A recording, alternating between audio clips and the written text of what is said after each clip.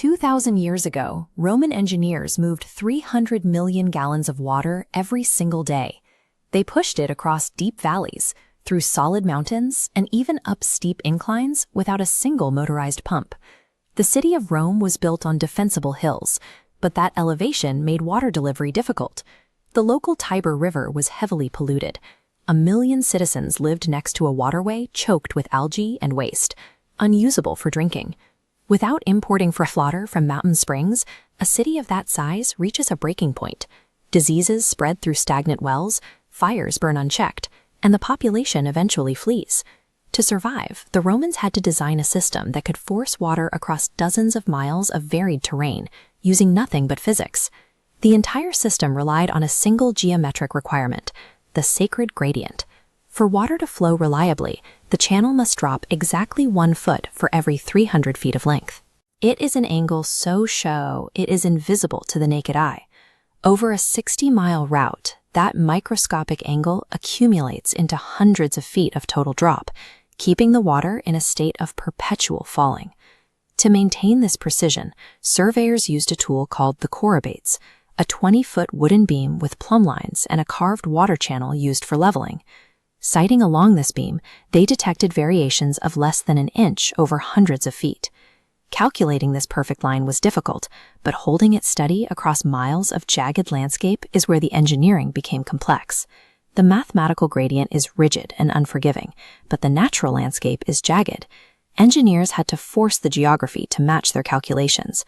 When a hill rose above the gradient line, they tunneled through solid rock.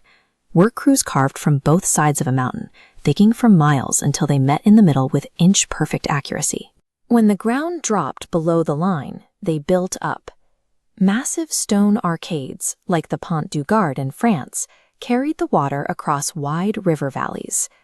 These structures utilized 3 tiers of limestone arches, built from 6-ton blocks without mortar. The water actually flows through a narrow, waterproof channel at the very top of these tiers. These massive stone arches serve as stable platforms, holding the water's path at a perfectly consistent height across the valley. Eventually, the builders encountered canyons far too deep and wide for any stone bridge to span.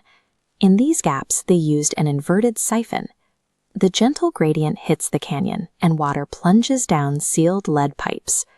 Dropping builds kinetic energy. This massive pressure forces water to shoot across the floor and climb 300 feet, rejoining the original gradient line. By trapping the water and letting its momentum do the heavy lifting, the Romans weaponized gravity. They utilized fluid dynamics 2,000 years before modern science could formalize the mathematics. When the water reached the city, it entered a distribution hub called a castellum divisorium. From here, it was divided by priority. Public fountains received water first, followed by wealthy private homes, and finally, urban industry. This massive delivery allowed for daily bathing rituals. Enormous complexes, like the baths of Caracalla, served 1,600 people simultaneously, requiring millions of gallons for heated pools and cold plunges. Roman fountains never turned off. The constant flow prevented stagnation and maintained system pressure. The overflow served a secondary purpose. It poured directly into the sewers, like the Cloaca Maxima, continuously flushing waste from the city streets. The aqueducts were the engine of a public sanitation system that would not be matched in scale until the 19th century.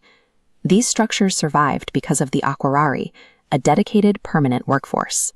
These maintenance crews end their lives scraping calcium buildup from the pipes and repairing cracks in the waterproof cement. The Romans knew that infrastructure is not permanent.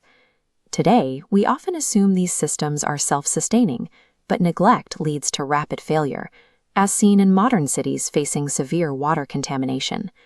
When the empire fell, the aqueducts died because the maintenance stopped. Without the aquarii to clear the channels, the pipes cracked and clogged. Rome's population collapsed from over 1 million to just 30,000 as the water stopped flowing.